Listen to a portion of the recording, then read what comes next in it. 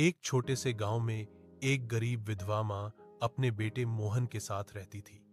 उनका घर कच्चा था और खाने के लिए रोज मेहनत करनी पड़ती थी। मां बीमार रहती थी, इसलिए मोहन जंगल से लकड़ियां लाकर बेचता और उसी से घर चलता। एक दिन जंगल में मोहन ने देखा कि एक शिकारी ने 100 चिड़ियों को पिंजरे में बंद कर रखा है। चिड़ियां बहुत डर और दर्द में थीं। उनकी चीखें सुनकर मोहन का दिल पसीज गया। मोहन ने शिकारी से पूछा, इन चिड़ियों का क्या करोगे?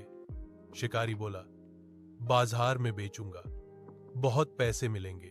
मोहन के पास पैसे नहीं थे, लेकिन उसे मां की सीख याद आई। बेटा, दूसरों का दर्द समझना ही सबसे बड़ा धर्म है।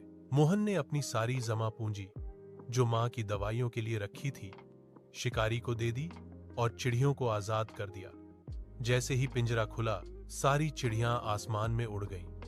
जाते जाते वे चहचहाईं, जैसे दुआ दे रही हों। घर लौटकर जब मां को यह पता चला, तो उसकी आंखों में आंसू आ गए। मां बोली, हम गरीब हैं बेटा, पर तेरा दिल बहुत अमीर है। कुछ दिनों बाद गांव में राजा का ऐलान हुआ कि जो सबसे नेक काम करने वाले को इनाम मिलेगा। किसी ने राजा को मोहन की कहानी बता दी। राजा ने मोहन को बुलाया और उसकी दया से बहुत प्रभावित हुआ। राजा ने मोहन को इनाम दिया, इलाज का इंतजाम किया और पढ़ाई की जिम्मेदारी भी ली। मोहन समझ गया कि नेकी कभी गरीब नहीं बनाती, बल्कि किस्मत को अमीर बना देती है।